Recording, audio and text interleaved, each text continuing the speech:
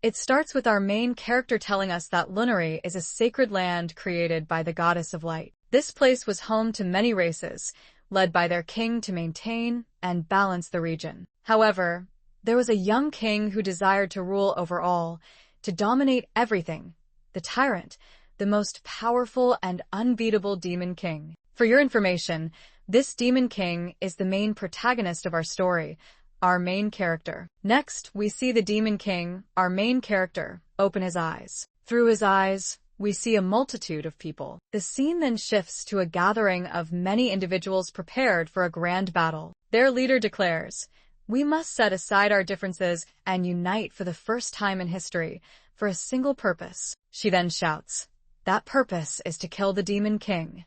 We then see another girl in the crowd, praying and saying, "Oh Goddess Stella, please grant us your protection and save us from these demons. Amen." Next, we see a group of elves, where an elf girl at their table says, "I don't want to celebrate here." Their commander reassures her, "Do not worry, I will protect you even at the cost of my life." Then we observe a group of humans, where one man remarks, "Look at how many armies and adventurers are gathered here together. It's truly amazing. There's no way the demon kingdom can defeat us, right?"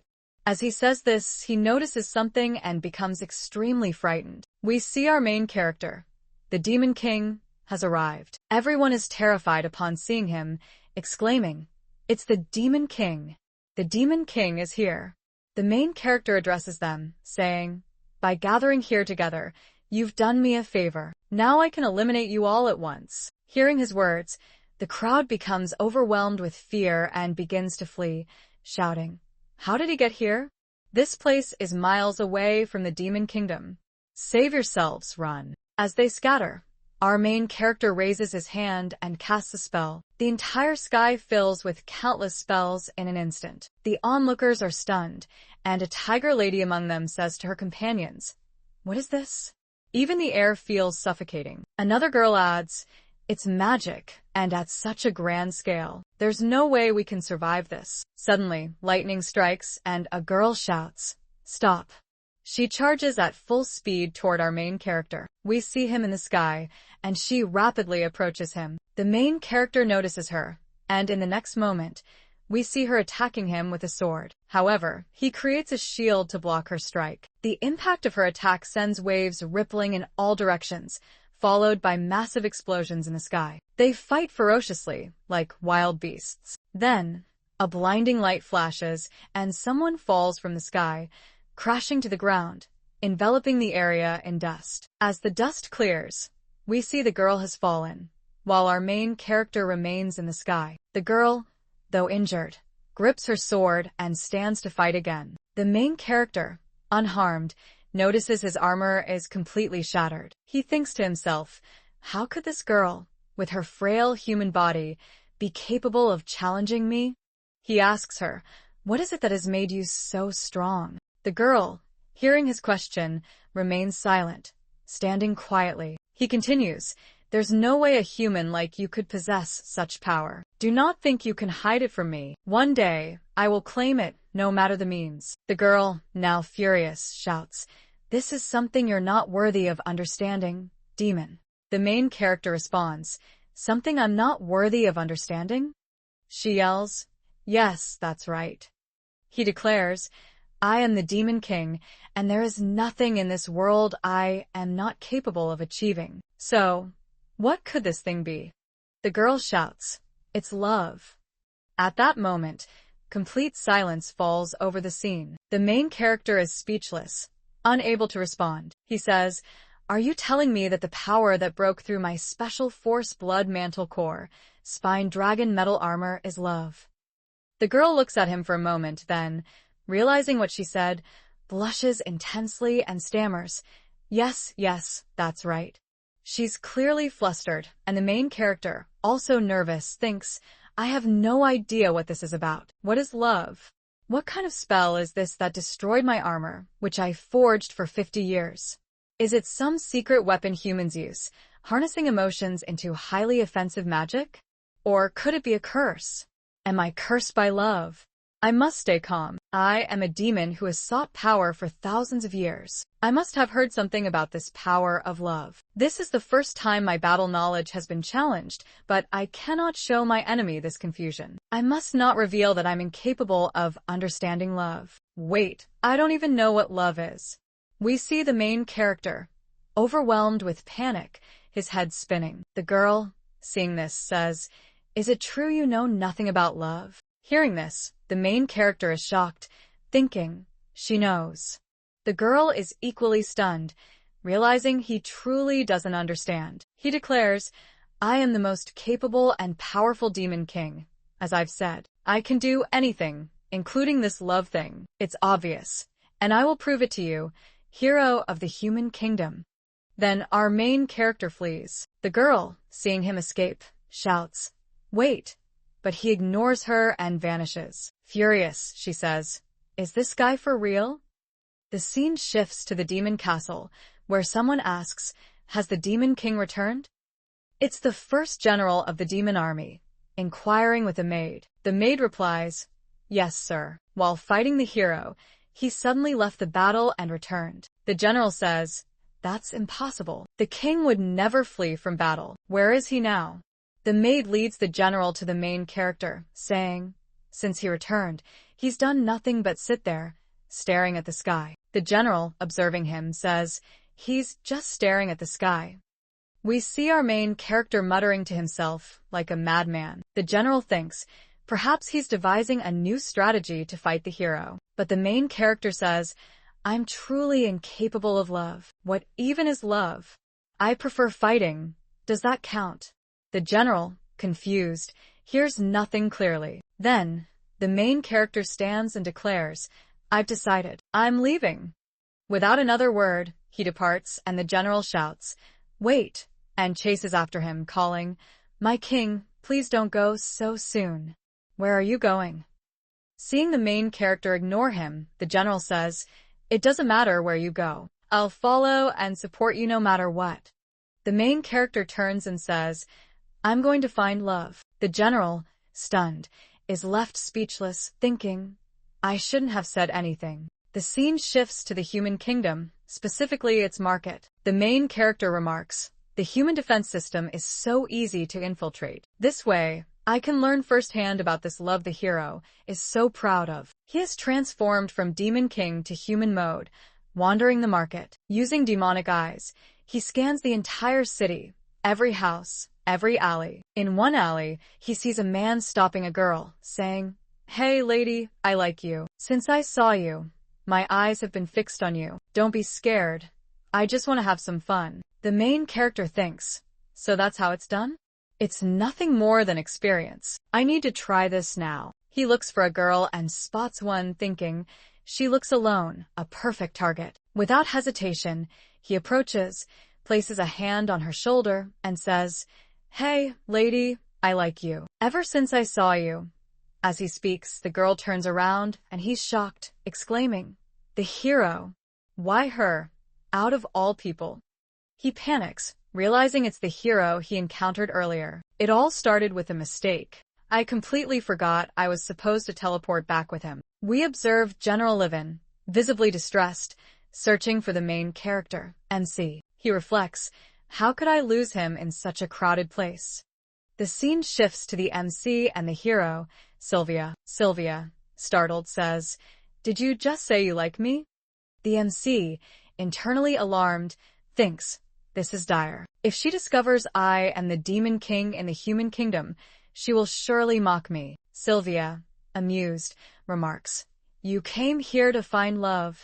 Laughing, she adds, "I knew you understood nothing about love." The MC, ceasing his deliberations, resolves to craft a plausible excuse akin to human behavior. Addressing Sylvia, he says, "What I meant was, I admire your battle style. It's remarkable how swiftly you transition from melee to explosive magic." Reflecting, the MC considers, "I've succeeded.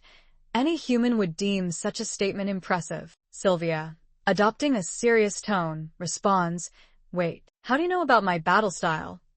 A memory surfaces, prompting her to leap back and declare, "Only one person in this world knows that, because he challenged me and forced me to fight at full strength. How bold of you to show your face here, Demon King. Sylvia inwardly laments.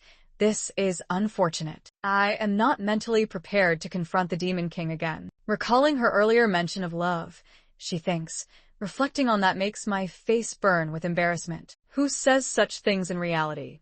How mortifying. She continues, I possess a magic source map and combat skills to face this, but I never practiced conversing with him. To end the discussion, I blurted out nonsense. But could his final reaction have been a trap to shock me?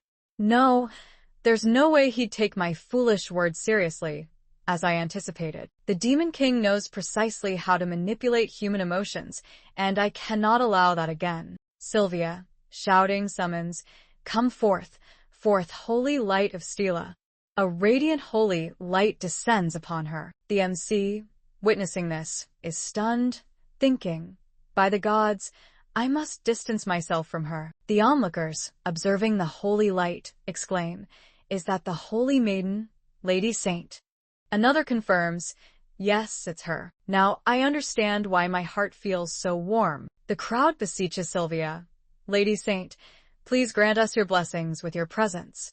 They surround her, clinging to her and seeking her favor. The MC, observing Sylvia's cries for help, feels sympathy but concludes, I feel terrible, but I must leave for now. Sylvia, meanwhile, pleads, please everyone leave.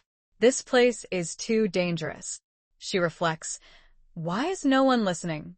I could never forgive myself if innocent people were harmed because of me. As Sylvia grapples with these thoughts, the MC approaches through the crowd, extending his hand, saying, take it. Sylvia, shocked, responds, what?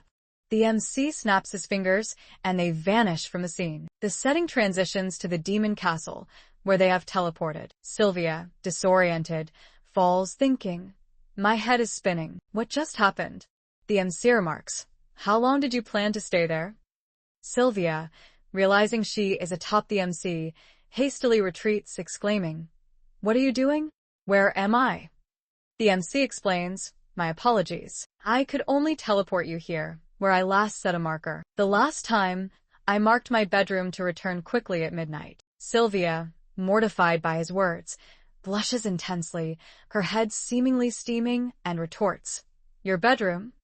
The MC clarifies, yes, we are in my castle, at the heart of the Demon Kingdom. Sylvia, shouting, responds, truly? And you expect me to believe you intended to help me, Demon King? The MC insists, it's true. Sylvia, unconvinced, declares, I refuse to trust you. I'll strike you down here. She draws her sword. At that moment, the MC's maid, Luna, passing by, overhears a voice pleading, please, don't do anything here, or this bedroom will be destroyed. Luna, assuming it's the MC, opens the door, announcing, excuse me, my king, I thought you were preparing for a trip. Upon seeing the scene, she blushes profusely, her head steaming, and stammers. Sylvia, furious, accuses, this was your plan, Demon King, keeping me here, locking me in a dungeon with vile intentions. The MC counters, why would I do that when I could easily dominate you without such measures? Luna, witnessing this, is overwhelmed with embarrassment, fleeing and shouting, forgive me, your majesty. I was unaware you were occupied with such matters. The MC, confused, remarks, what was she talking about? He restrains Sylvia's arms to prevent her from damaging the surroundings. The scene shifts to the human kingdom, where Sylvia has returned home. She laments, how dreadful. I intended to explore the city after my meeting with nobles at the church, but I encountered him. Removing her nun's attire, she collapses onto her bed, reflecting, the Demon King acted as if he sought combat, yet he didn't even draw his sword. Is this precisely what he wants?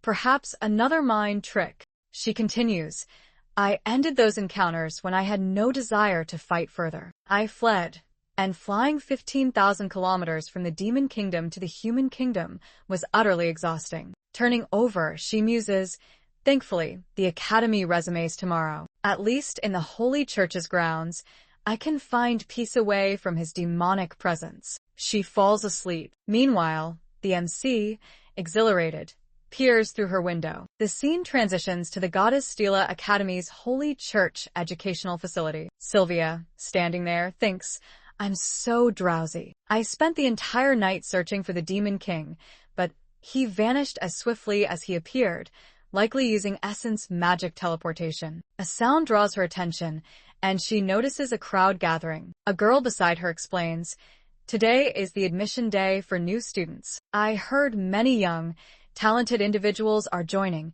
inspired by you, Lady Saint. Sylvia, smiling, responds, Is that so?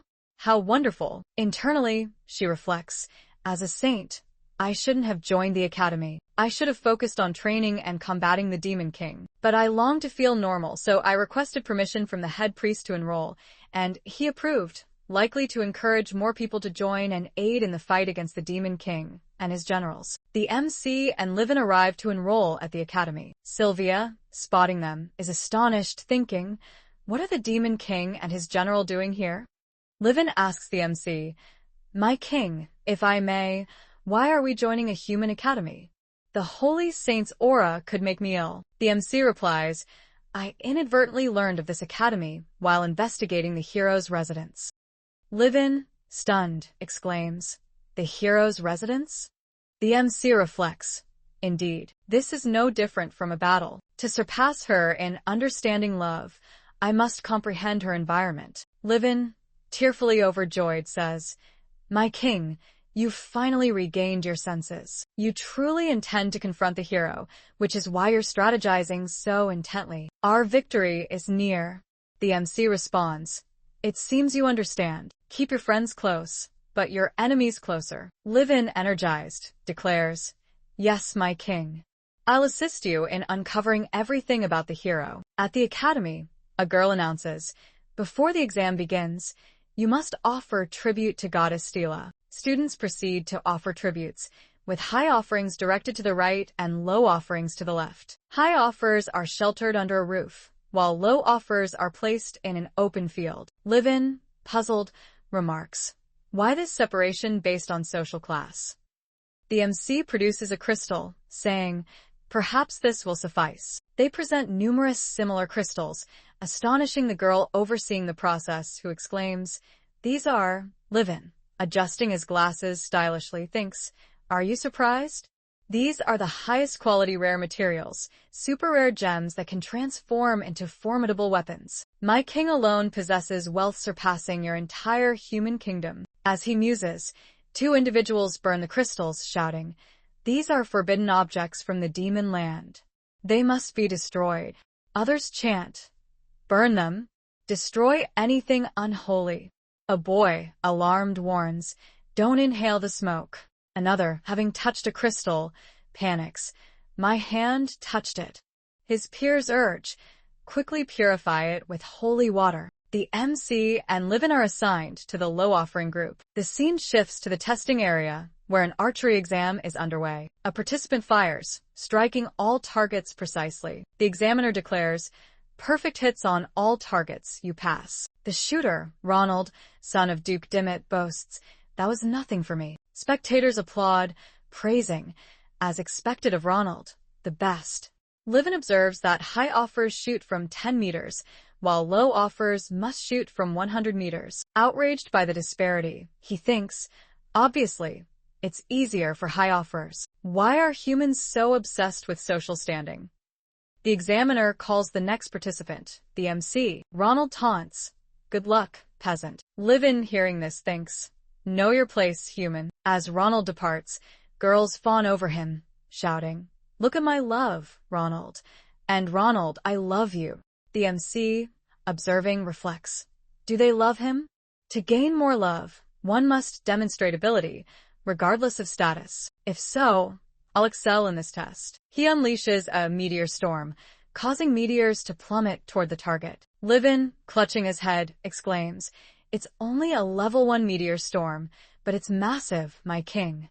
Spectators, shocked, murmur, Meteors? Is this essence magic? Where did it come from? Sylvia, rushing forward, positions herself before the meteors, drawing her sword and erecting a massive shield around the academy. The meteors strike the shield and dissipate, saving the academy. Breathing heavily, Sylvia approaches the MC, seizes his collar, and demands, "What are you trying to do?" The MC responds, "Oh, hero." Sylvia, enraged, shouts, "You vanished mid-fight, appeared in my city, and teleported me to your bed without asking." Her outburst, heedless of the crowd, shocks onlookers. Livin, who had been searching for the MC, is particularly stunned, realizing the MC was with Sylvia, in bed. Sylvia continues, "When I was about to sleep, exhausted, you appeared at my window. Do you realize how sleep-deprived I am because of you? If you want to fight, why all this?" A girl, the offering overseer, interrupts, "Lady Saint, is he your friend? Please forgive me, but could you continue this privately?" She blushes profusely. The crowd whispers, "Is Lady Saint that close to him? Did they mention a bed? How bold. He might be her boyfriend." Sylvia, realizing her loudness, blushes intensely, stammering, "What are you saying? That's impossible." She thinks, "If I reveal the Demon King is here, chaos will erupt. If the church's paladins and warriors learn he's in the Holy Church's field, a massive battle will ensue, causing countless deaths." The MC, addressing the pink-haired offering girl, asks, "May I retake the test? This girl disrupted my last attempt." Sylvia, shocked, thinks, "That's your problem." The girl, laughing, replies, "I'm sorry, but rules allow only one attempt. However, if you're close to the hero, perhaps we can pass you." The MC says, "If that's the case, our relationship is as you suspect." Sylvia, hearing this, is dumbfounded, exclaiming, "What did you say?" Livin, overhearing, shamelessly raises his hand, saying, "If so, I'm his acquaintance. I can summon meteors, too."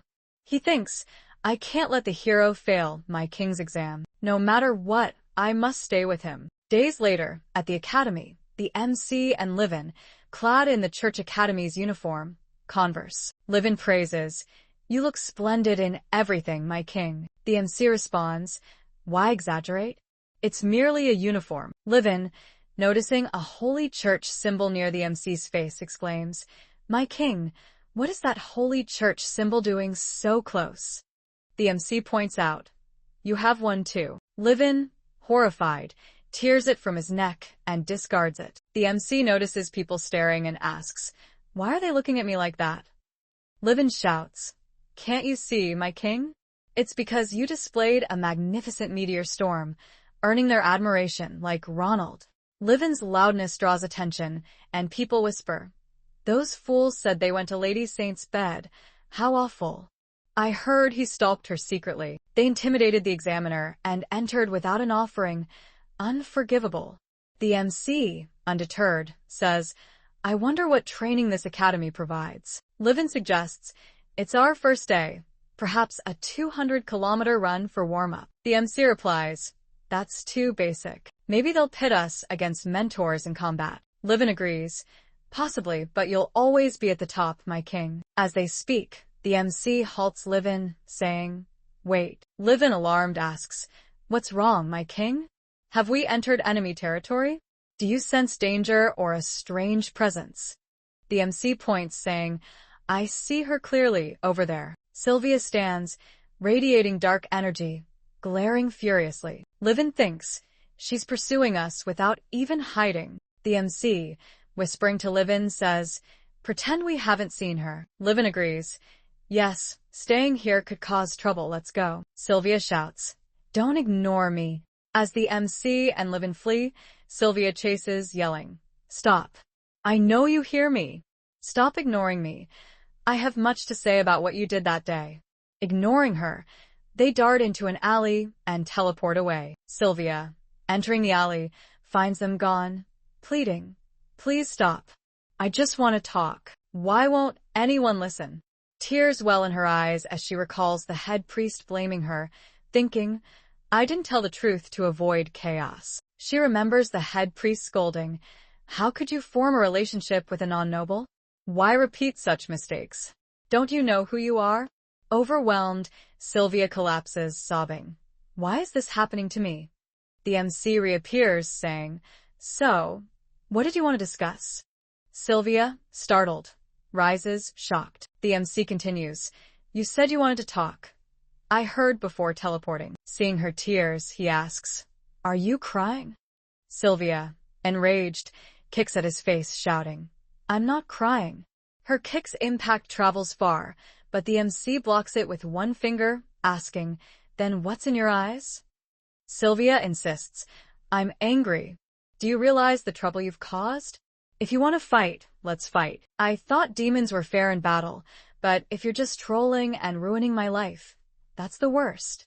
The MC, silent, reflects briefly, then nervously says, "That wasn't my intent. I just wanted." Sylvia, seeing his unease, shouts, "Hurry and tell me." Blushing deeply, the MC confesses, "I wanted to understand what you meant by love. That's why I came here, to learn about it in your human school." Sylvia, stunned, bursts into laughter. The MC thinks, "I knew she'd be thrilled to know she was right after I told the truth." Embarrassed, he awaits her response. Sylvia, ceasing her laughter, says seriously, "You're the Demon King, so I shouldn't trust you. I must protect my people. Yet for some reason I feel you're sincere. If so, what you're attempting isn't wrong. However, if you attack humans, you'll need to reconsider your dream of coming to the human kingdom. For now, I'll allow you to pursue your goals here, but I swear I'll watch you closely. If you harm anyone in this kingdom, I'll fight you with everything I have." "Understood." The MC replies, "Very well, I promise." He adds, "Thank you, Sylvia." Hearing her name, Sylvia, shocked, shouts, "Don't say my name so casually." The MC asks, "Would you prefer hero or lady saint?" Sylvia exclaims, "No, that's too embarrassing." The scene shifts to the Demon Kingdom's castle, where a voice says, "Luna, perfect timing. I was looking for you." Luna. She is the MC's maid. The speaker, the second general of the demon army, says, "The Demon King told me to return, but I can't find him. Has something happened I'm unaware of? Why does everyone leave me in the dark?" Luna replies, "Recently, the king has been acting strangely. I last saw him bringing a girl to his room. I only glimpsed her, but I'm certain she was human, radiating a strong, holy aura." The second general, shocked, exclaims, "A holy aura? Could our king be under an evil spell from the human church?" As they speculate, a door opens and someone approaches. The second general says, "Someone's at the king's room." Luna responds, "But His Majesty said he wouldn't return for a while." The figure wears a church uniform, holding a church symbol. The second general, alarmed, declares, "The Stela church symbol. It's true." He leaps, striking the figure, shouting, "I won't let you control my king." The figure, clutching his cheek, roars, "You fool, it's me. It's Livin, the first general." The second general, realizing his error, stammers, "It's just you, Livin. You startled me." Livin, furious, demands, "How dare you strike me? Are you trying to kill me to take my position?" The second general, panicked, protests, "No, I didn't mean that. I just arrived, saw no one, and mistook you for an enemy." Livin shouts, "Enemy? How could you reach such a conclusion? The king teleported me here, and I'm the only one he trusts with that skill." The second general, laughing shamelessly, listens as Livin declares, "This is confidential." The truth is, Livin explains everything, and the second general, shocked, says, "You're infiltrating the enemy's base secretly?" Livin confirms, "Yes, it's highly dangerous. I alone accompany the king. While we're away, you maintain control of this castle." Livin boasts, "I'm the first general, the foremost among the 7, always invited by the king everywhere. Remember when he trusted me to lead the front line?" Ignoring him, the second general attempts to sit on the MC's throne. Livin, enraged, shouts, "You cannot do that. We're not dead yet.